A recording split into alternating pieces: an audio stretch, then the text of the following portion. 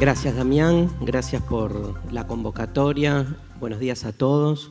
La verdad que es un placer volver a Mediamorfosis. Estuve ya hace unos años y fue una experiencia fascinante.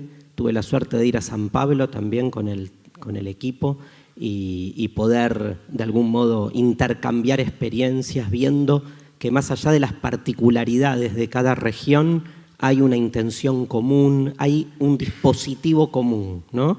Que, repito, localizado en cada región, sin embargo, comparte básicamente el espíritu de transformación que las tecnologías hoy generan, afectando directamente al mundo de los medios. La transmedia recién está asomando por lo menos a la reflexión, a pensar después como para planificar y sostener políticas, digamos, de inversión directamente relacionadas con el esquema. Pero en términos filosóficos generan muchos conflictos, ni hablar en términos de producción. Aquí en la Argentina yo he sido parte de un proyecto llamado Mentira la Verdad, que es un programa de televisión hecho para Canal Encuentro, y el programa Mentira la Verdad ha sido un ejemplo de transmedia porque en un 90% ha sido visto y ha circulado por fuera de la pantalla de televisión habitual. Al revés, es muchísimo el trabajo que se ha generado a partir de su circulación por las redes y además de la intervención que el programa ha generado. Nosotros hemos hecho una especie como de paneo y hemos hecho 52 programas, hemos visto que la mayoría de esos programas han sido intervenidos, esto es, editados, recortados, unidos con otras propuestas, o sea que hay además algo que genera la transmedia, es algo así de lo que ya hablaba Foucault hace más de 30 años, como la pérdida de la autoría, ¿no? Pero más allá del problema que esto genera en términos de derecho de propiedad intelectual, que ya es todo un quilombazo, más allá de eso, evidentemente la tecnología permite un tipo de transformación inédita y que creo que en ese sentido está recién avisorándose hacia dónde esto se dirige. Es interesante porque me toca abrir el encuentro desde la filosofía y ustedes saben que la filosofía por naturaleza no es optimista, ¿no? Y tampoco es útil. O sea, si uno piensa en realidad qué puede aportar la filosofía para un emprendimiento, les diría nada. Lo que hace la filosofía es cuestionar los fundamentos de todo emprendimiento. Después, si uno, a partir de ese cuestionamiento, vuelve al mismo, a partir de lo que la filosofía le propone, probablemente mutarán algunas decisiones y seguramente generará alguna transformación interesante, pero no es lineal. ¿Sí? El problema de la filosofía es que no es lineal, ¿no? O sea, uno no puede ir a la filosofía a pedir respuestas, porque la filosofía no resuelve problemas, los crea. Es al revés. Y crea problemas donde todo está funcionando bien. Se pelea con el buen funcionamiento.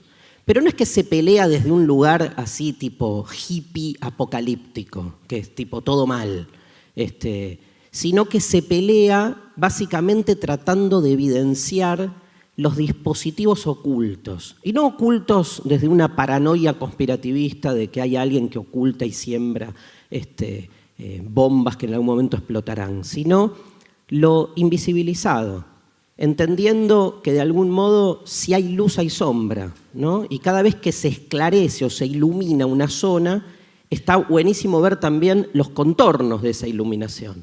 O sea, podemos ver las sombras también. El tema es que no queremos o no hemos habituado la vista a visualizar esas sombras. ¿Cuáles son las sombras que hay detrás de lo que se presenta como un dato ineluctable? Recién vimos una, ¿no? Anoté 5 recién. Recién vimos una. Estamos en un evento que analiza la radicalización de la tecnología en sus avances para con los medios de comunicación y no andaba el PowerPoint. y se quedó sin pilas el micrófono de Damián.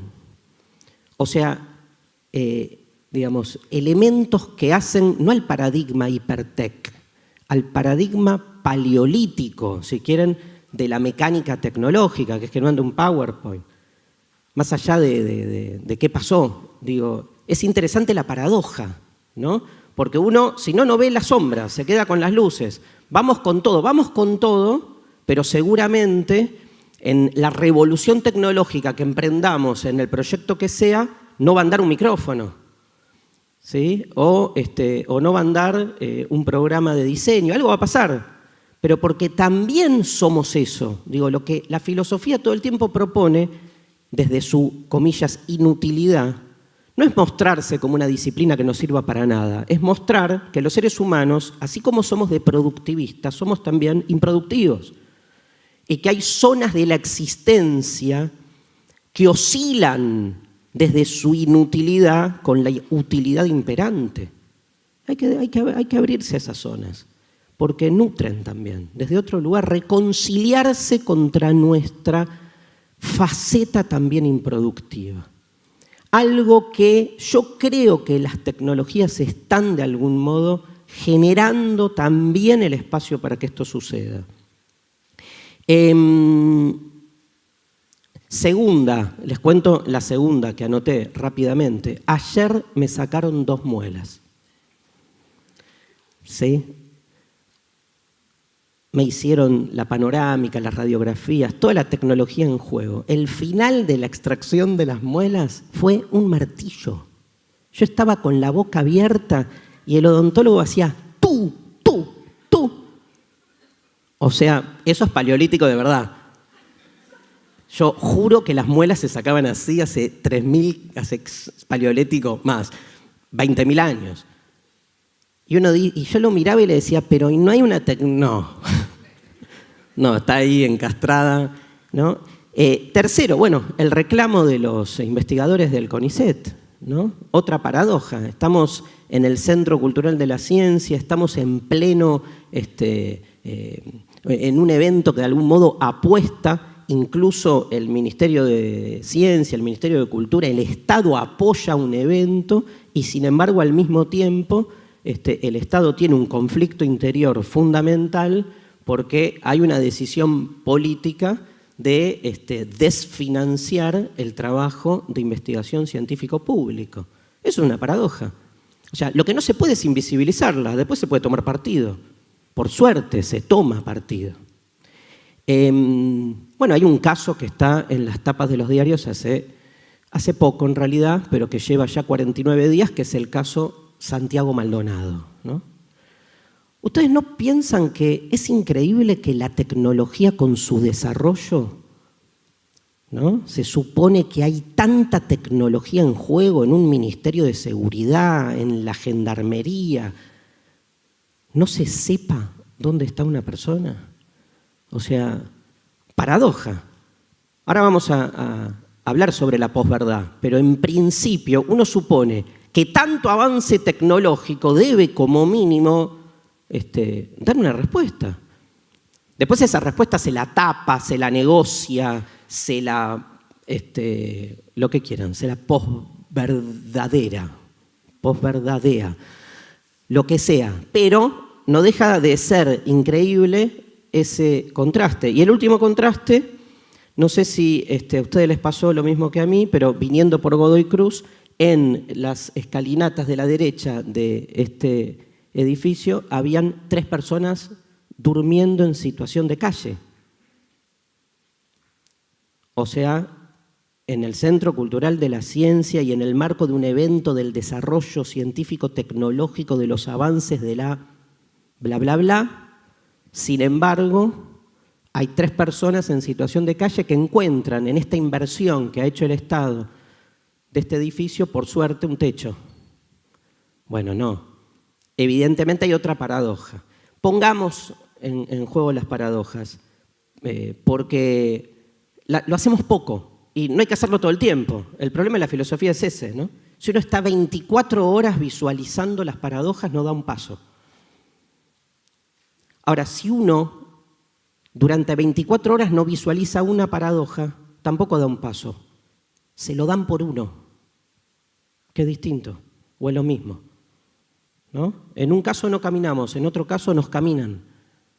Entonces es interesante encontrar por ahí un punto intermedio.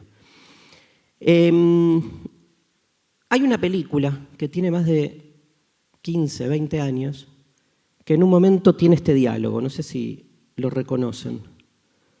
Dos personas llegan y ven una situación así como de ruinas, una imagen absolutamente devastadora, piedras y más que nada ruina en el sentido de algo arruinado, de algo que ha perdido toda forma, ¿sí? La ausencia absoluta de forma. Patética la imagen y están los dos mirando. Y entonces uno de los protagonistas le dice al otro, pero entonces ¿esto no es real?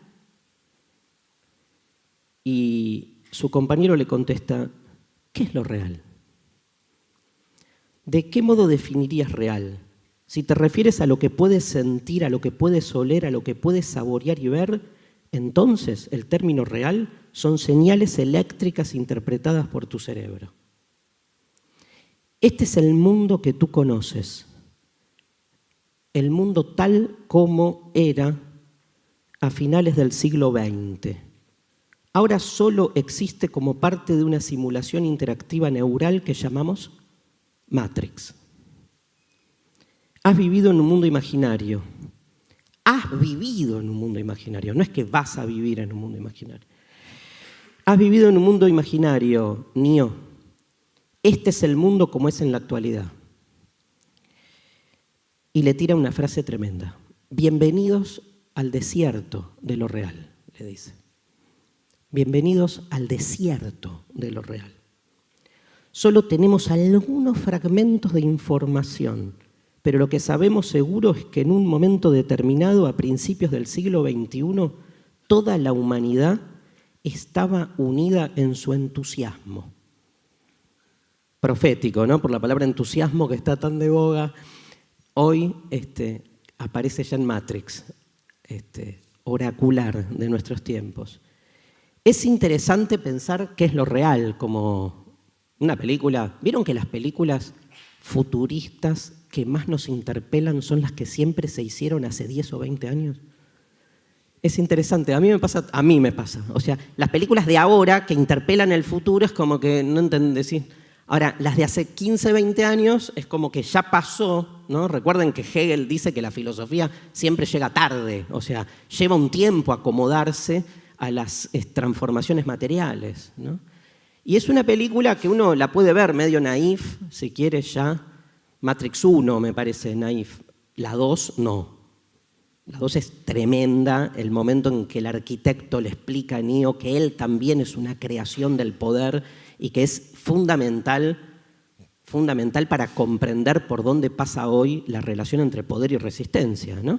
Digamos, si hasta la resistencia es creada por el poder, entonces parecería no haber salida. Eso es Matrix 2, todavía para cortar tela.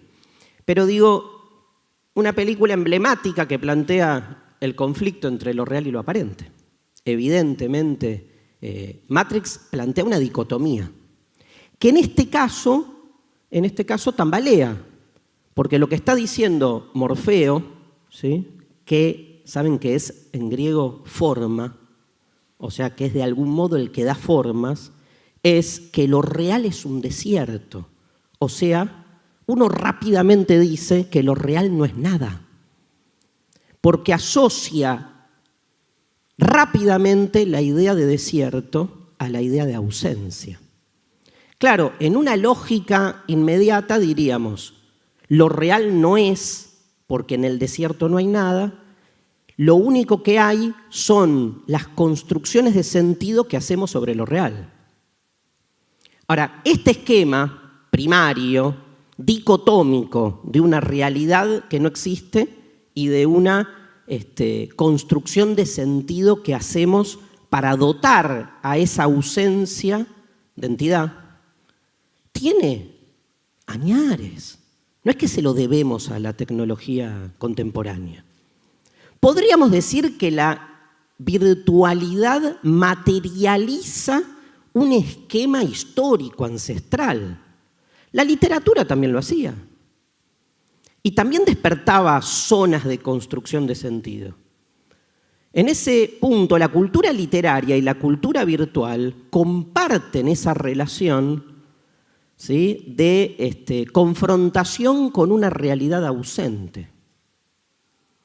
Ahora, Nietzsche, otro profeta, hace más de 150 años, cuando llega a esta conclusión, en un texto emblemático, famoso, de un libro llamado El ocaso de los ídolos, cuando llega a esta conclusión, lo que Nietzsche ve es que si no hay una realidad, todas las interpretaciones o apariencias o construcciones de sentido que hacemos sobre esa realidad ausente tampoco tienen valor.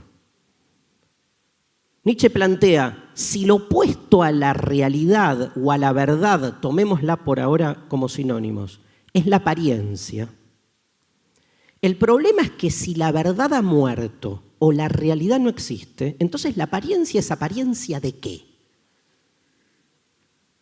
Hay una metáfora muy linda para entender esta situación que hace explotar el binario, hace explotar la dicotomía, que es, si una máscara lo que hace es enmascarar a un rostro, y llegamos a la conclusión de que no hay un rostro porque todo es máscara, o sea que no hay realidad porque todo es interpretación, la conclusión inmediata, intuitiva, que surge de ello es que tampoco tiene sentido hablar de máscara, porque una máscara es máscara porque enmascara un rostro, pero si no hay rostro, ¿qué es una máscara? Nos explota el binario, porque ya no hay una distinción tan clara entre lo real y lo aparente o entre el rostro y la máscara. O sea, ¿qué es el rostro nuestro? Son las distintas mascaradas en las que nos vemos sumidos en cada una de las situaciones en las que estamos. Los distintos escorzos que hacen a nuestro rostro siempre amorfo. ¿Y cuál es mi rostro? Ninguno, o sea, todos. Y entonces, ¿para qué sigo sosteniendo la dualidad entre rostro y apariencia? Respuesta que va directo al tema de la posverdad. Porque es tranquilizador, es farmacológico. Claro, es anestesiante, porque ordena. Porque de la otra manera hay que vérselas con la anarquía que genera esa indistinción permanente, pero con cualquier cosa. Todo el tiempo estamos farmacologizando. Nacemos para morir, por ejemplo. Insoportable. Farmacologizamos. ¿Qué inventamos? Que la vida tiene sentido. Porque si no es como que hay que asumir esa paradoja existencial desde el vamos. Acá pasa lo mismo. O sea, agradecemos a la virtualidad, que es de algún modo creación nuestra, materializar una dicotomía en crisis desde siempre. O sea, piensen previo a la revolución de la informática, todavía uno escuchaba cosas como, bueno, soñé no sé qué, pero en la realidad no era así. ¿Qué? ¿Y lo que soñaste no es la realidad? ¿No es realidad? ¿No es parte de la realidad? Lo que pasa es que si uno asume que el sueño también es parte de la realidad, se le empieza como a resquebrajar su comodidad, su estabilidad ordenada.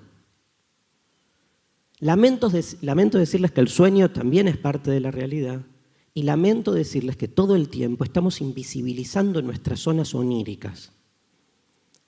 ¿Saben qué diferente sería nuestra identidad o nuestra post-identidad si indistinguiéramos esos supuestos límites? El tema es que nos faltan palabras, nos faltan lenguajes. Acá Damián presentó en muchas de las exposiciones esta especie de ansiedad por querer conceptualizar nuevas narrativas, nuevos cambios.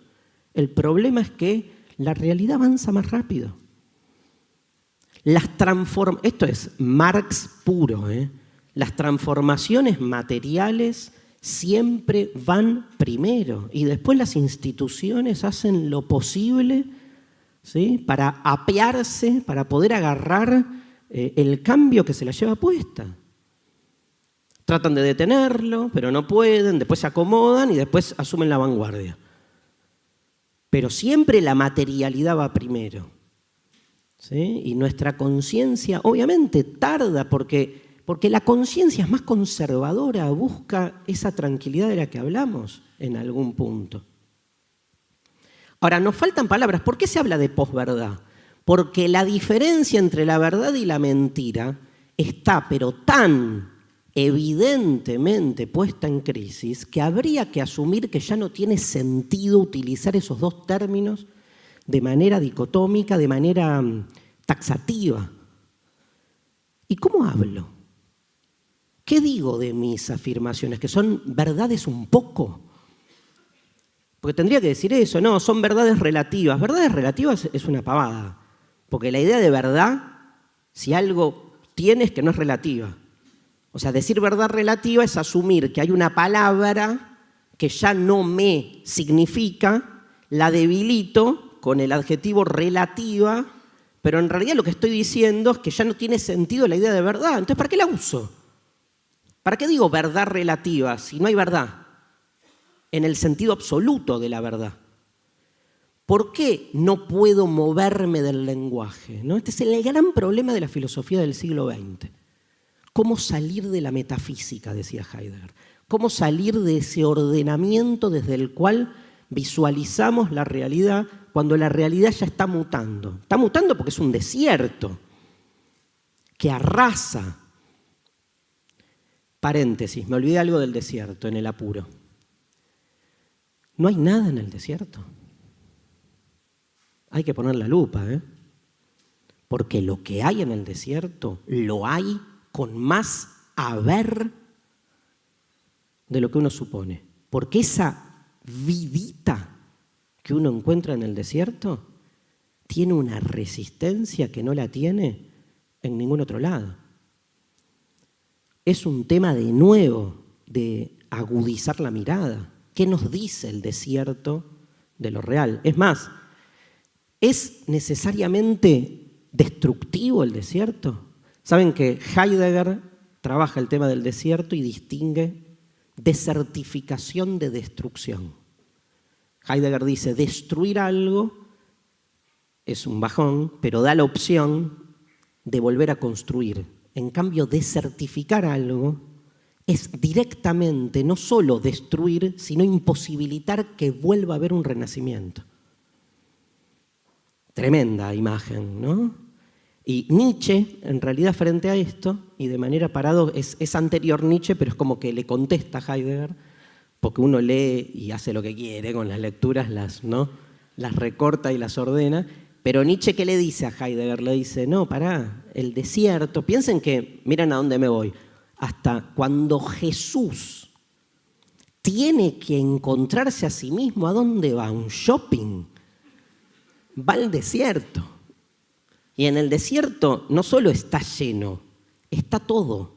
Está el diablo, que es todo. El que creó a Dios, el diablo. Viene a tentarlo. O sea, Nietzsche dice, el desierto es el lugar de la libertad, al revés. Porque en el desierto lo que sucumbe es todo orden. Entonces, claro, genera el vértigo de entender que en definitiva todo puede ser de otra manera. Por eso uno prefiere las cosas sólidas. El desierto es la imagen de lo efímero, la imagen de la extrañeza aparte, ¿no? Cierro el paréntesis y voy terminando. ¿Qué es la posverdad? ¿O de qué modo se engancha esto con la posverdad? Por un lado, entender que ese prefijo post que les cuento en la academia, todos los que hablamos y usamos mucho la palabra post nos miran como diciendo truchos. O sea, nunca aprendió. Desde que surge en la década del 80 con la posmodernidad hasta hoy, siempre es una palabra mal vista, un prefijo. A mí me parece clave. no porque esté a favor o en contra de algo, que es otro tema, clave como estructura lingüística, porque nos permite romper con ese binario del que hablábamos. ¿Por qué posverdad? Porque somos hijos del dispositivo de la verdad, no podemos zafar todavía de él. Sabemos que la verdad ha muerto, pero no tenemos nuevos lenguajes. Entonces, posverdad es una manera como de decir, miren, ese post nos está diciendo algo así como, tenemos que utilizar la palabra verdad para hablar de algo que ya no tiene sentido, pero que sin embargo, como dispositivo sintáctico, permite un primer asomo de comprensión. Es un fantasma, la verdad. Es un fantasma, está muerta. Está muerta, pero sigue vigente. Nietzsche tiene un texto en La Gaia Ciencia que dice, Dios murió, pero los seres humanos siguen adorando sus sombras. Tremendo, ¿no? Es como que ya murió Dios, pero no sabés qué carajo hacer. Necesitas un centro. Y entonces te apeás a sus sombras, ¿no? Ya llega, dice al final Nietzsche, llegará el momento que también venceremos su sombra, ¿no? Pero no por ahora. Con la verdad pasa un poco así. Posverdad es mentir. La tecnología permite mentir. ¿No? A ver, ¿qué es? Los medios mienten. Ok. Y una persona cuando se junta con la otra tete a tete y le dice, ¿qué pensás de mí? ¿No miente el otro? O sea, tanto expiamos la culpa y le ponemos a la tecnología la gran responsabilidad de la mentira contemporánea. Digo, el tema de la verdad y la mentira existe de la época de las amebas. Cualquiera, ¿no? Una ameba, ¿no? Pero es un tema histórico. Lo contemporáneo con la categoría de posverdad es que de algún modo muestra lo contemporáneo, muestra en términos más propios de esta visualización de las que hablaba, ¿no? De un concepto que de algún modo pierde densidad, pero no puede ser utilizado, todavía no tenemos uno nuevo, entonces es como muy detentatorio de nuestros tiempos, el post. Ahora, ¿es mentir? Y les dejo abierta la pregunta, ¿no? ¿Lo opuesto a la verdad es la mentira? Yo creo que no, ¿eh? Al revés, les diría, el que miente sabe la verdad. No la dice. La oculta o la manipula.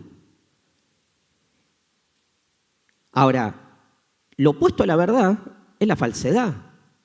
Y el que comete una falsedad o el que comete un error o dice algo falso, cree en lo que dice como si fuera verdadero. Miren qué paradoja. El que miente sabe la verdad y el que se equivoca, en realidad, no es que está mintiendo. Porque la mentira no tiene que ver con lo que se dice, sino con el uso de lo que se dice. La mentira no es una cuestión de información, es una cuestión de poder. Es una cuestión ética o política, si quieren. Se miente con un fin y tiene que ver con una intención. Cuando hay una intención de mentir, les digo para peor, esa intención es absolutamente imposible de descubrir. Nadie sabe si el otro miente. No existe el mentirómetro. Vos podés saber que el otro se equivocó y el otro te dice, no, pues yo no te mentí, me equivoqué, listo, se acabó. O sea, la mentira por ser algo volitivo, algo de la intención del lenguaje, es imposible de ser objetivable. Es un uso que hacemos del lenguaje. Yo creo que la posverdad, la mejor manera de definirla, tiene que ver con una faceta de la mentira que es la más problemática de todas, que es mentirse a uno mismo. El autoengaño. ¿Podemos mentirnos a nosotros mismos? Yo creo que no. creo que siempre hay un porcentaje abierto donde uno sabe que se está mintiendo, porque cuando uno miente, sabe que está mintiendo. Entonces, cuando uno se miente a sí mismo, se puede hacer el recontrapelotudo hasta un límite. Porque hay un 2% que uno sabe que se está mintiendo. Es cierto, y termino con esto, que la realidad, hemos trabajado en la charla, es absolutamente abierta a la interpretación que querramos dar de ella. O sea, no hay una realidad única y estamos todo el tiempo interpretando. Ahora, ese campo, esa situación, nos da dos posibilidades. Como la realidad está abierta a interpretaciones, o bien interpreto lo que quiero para justificar lo que previamente quiero seguir justificando, que es la reacción que se conoce periodísticamente con la idea de posverdad. O sea, la realidad me da la posibilidad de encararla como quiera. Y entonces lo que hago es sosegar mi dogma. Interpreto lo que previamente sé que necesito interpretar para estar tranquilo. Piensa en el caso Maldonado. Lo puedo interpretar como quiera. La realidad, y más un caso de desaparición. Imagínense, es el caso emblemático de que no hay realidad. Y entonces lo interpreto como, se fue a Chile, está de vacaciones. Porque si yo quiero ver eso de antemano, lo puedo ver. La realidad ausente me da esa posibilidad. O puedo ver todo lo contrario. Ahora, esa es una reacción. La otra reacción, que para mí es clave, es que al no haber realidad y ser todo interpretación, ¿por qué no abrirme a la interpretación del otro? Que tiene fundamentalmente la fuerza, la eficacia y la intención de sacarme de mí mismo y de los límites que yo promuevo con mi propia mismidad. Heidegger, y termino con esto, decía que ser libre es apropiarse de uno mismo. Levinas, un filósofo que estuvo preso en los campos de concentración de un régimen que Heidegger apoyó, le contestó, no, ser libre no es apropiarse de sí mismo, es escaparse de sí mismo. Muchísimas gracias.